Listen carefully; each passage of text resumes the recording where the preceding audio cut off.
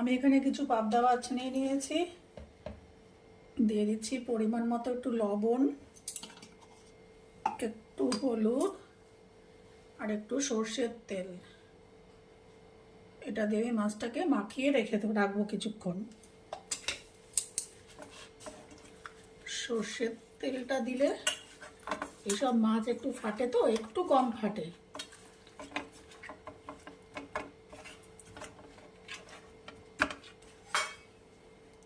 আমি একটা প্যান নিয়ে নিয়েছি, দিয়ে দেবো সর্ষের তেল মাছগুলো ভাজার জন্য। একটু বেশি পরিমাণেই তেল দিলাম, কেন পরবর্তী আমার অন্য জিনিসগুলো এর মধ্যে ভাজতে হবে। আচ্ছা, এর মধ্যে দিয়ে দিচ্ছি তেলের মধ্যে অল্প একটু লবণ। লবণ দিলেও নাকি মাছ একটু কম ফাটে, কেন ওই পাবদা মাছ, বোয়াল মাছ ভাজতে গেলে একটু ছিটায়, তেল ছেটে।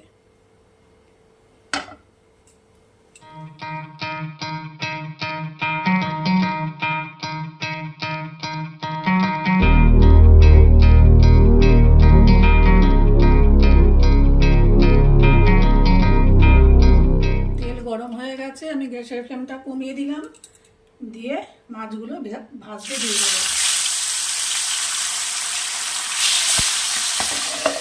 কাটা শুরু করেছে, সঙ্গে সঙ্গে আমি ঢেকে দিলাম।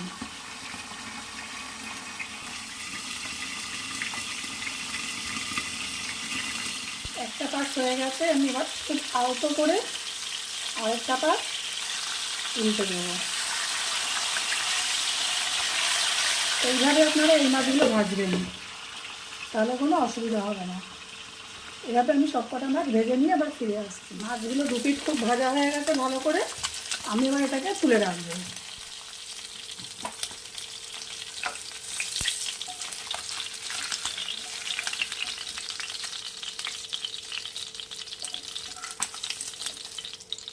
এবার এই তেলেই আমি কিছু এরকম লম্বা লম্বা করে আলু কেটে নিয়েছি, এই তেলেই আলুটা ভেজে নেব।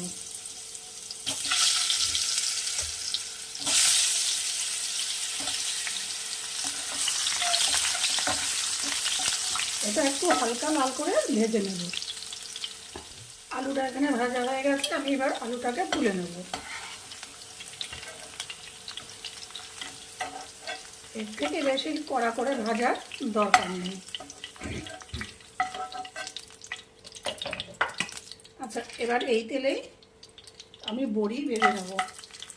বড়ি আমি এখানে একটু বেশি দিচ্ছি, তার কারণ আমার ছেলে বড়ি খুব ভালো খায়, সেজন্য বড়িটা আমি বেশি দিচ্ছি। আপনারা আপনাদের পছন্দ মতো পরিমাণ অনুযায়ী দেবেন, কিন্তু বড়িটা দিতে হবে, কম বেশি যাই দিন না কেন দিতে হবে। এটাকে আমি এবার একটু লাল করে ভেজে নেব। বড়িগুলো ভাজা হয়ে গেছে, এবার এটাকে আমি তুলে রাখবো।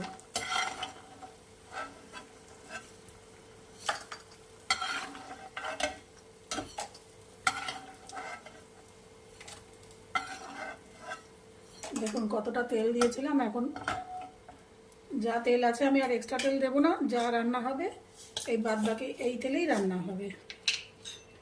আচ্ছা, এবার একটু দিয়ে দেবো কালো জিরে। গ্যাসের ফ্লেম কিন্তু আমি কমিয়ে দিয়েছি।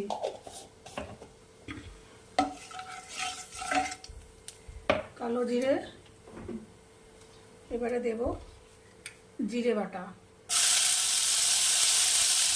1.5 চামচ দিলাম জিরে বাটা।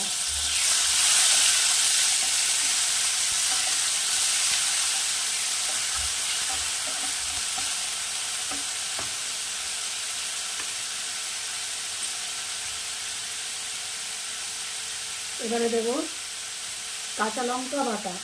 এটা আপনারা আপনাদের কীরকম ঝাল খান সেই অনুযায়ী দেবেন কাঁচা লঙ্কা বাটাটা। এখানে আমি আজকে কোনো শুকনো লঙ্কা ব্যবহার করব না।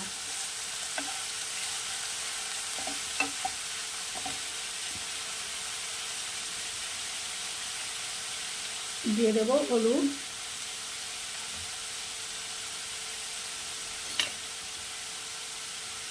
আর দেব লবণ। এটাও আপনাদের স্বাদ অনুযায়ী মাছের পরিমাণ অনুযায়ী দেবেন। কেউ একটু লবণ বেশি খান, কেউ একটু কম খান, সেই অনুযায়ী দেবেন। এবারে আমি দিয়ে দেবো এর মধ্যে টমেটো বাটা। টমেটো বাটা আমি এখানে 2টো ছোট টমেটো পেস্ট করে নিয়েছি, পুরোটাই দিয়ে দিলাম। এবার হালকা আছে আমি এটাকে পুরো কষিয়ে নেব, আর তেল দেবো না। পুরোটাকে আমি হালকা আছে মিনিট খানেক সময় নিয়ে, মিনিট 2 সময় নিয়ে পুরো মশলাটাকে কষিয়ে নেব। মশলা কিন্তু কষানো হয়ে গেছে। আপনারা যদি মনে করেন এখানে আরেকটু তেল দেবেন, দিতে পারেন, কিন্তু আমি এটাকে আজকে খুবই এইভাবেই রান্না করবো, আর বেশি তেল দেবো না। এবারে দিয়ে দেবো আলুগুলো। আমি যে হালকা করে ভেজে রেখেছিলাম আলুগুলো, সেই আলুগুলো দিয়ে দেবো।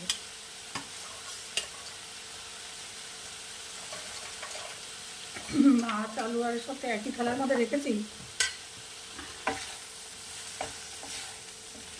আর এটা দিয়ে কিছুক্ষণ নাড়াচাড়া করে নেব।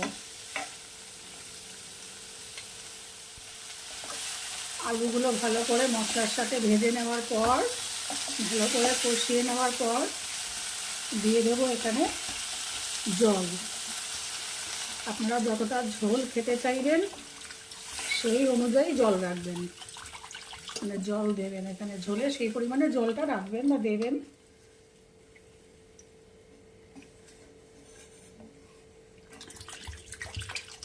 আমার বাড়িতে একটুখানি ঝোলেরা বেশি খায়, একটু ঝোল দিয়ে মেখে খেতে পছন্দ করে, একটু শুকনো খাবারটা পছন্দ কম করে। সেই জন্য আমি একটুখানি বেশি ঝোল রাখি। একটু শুকনো শুকনো খাবার হলে পরে ওদের খুব অসুবিধা হয়। আবার কিছু কিছু রান্না আবার ঝোল ভালো লাগে না, তখন ওটা একটু শুকনোই কষা কষা ভালো লাগে, তখন আবার ওদের খেতে খুব সমস্যা হয়। আচ্ছা, এবার ঝোলটা ফুটে উঠবে। ঝোল ফুটে উঠেছে। এখানে আমি একটু টেস্ট করেছিলাম, একটু এখানে লবণ কম লাগছে, আমি দিয়ে দেবো একটু লবণ। আপনারা আপনাদের পরিমাণ মতো স্বাদ অনুযায়ী লবণটা দিয়ে দেবেন। দিয়ে দিলাম একটু লবণ, আর দেবো একটু সামান্য চিনি।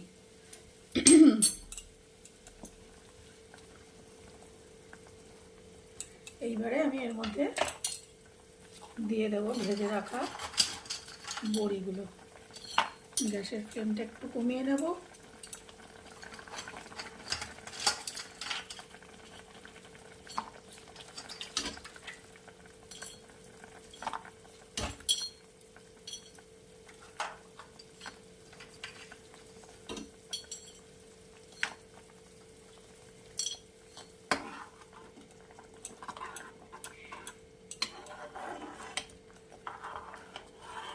ব্যাস, এবার একটু মিনিট খানেক এটাকে ফুটতে দেবো। মিনিট খানেক পর গ্যাসের আঁচ আমি একদম কমিয়ে দেব, দিয়ে ভেজে রাখা মাছগুলো আস্তে আস্তে দিয়ে দেবো। মাছগুলো দিয়ে দিয়েছি হালকা হাতে। এবার এটা মিনিট খানেক ফুটবে।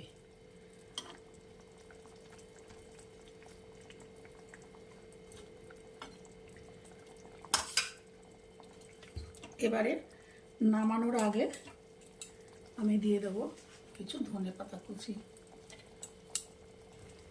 দিয়ে আবার কিছুক্ষণ একটু ফুটিয়ে নিয়ে আমি এটা নামিয়ে দেবো।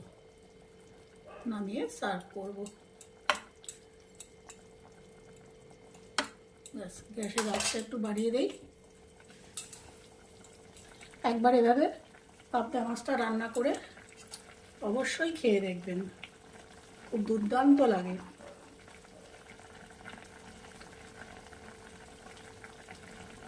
ব্যাস, তৈরি আমার বড়ি টমেটো পাবদা। ফিরে আসছি প্লেটিং করে।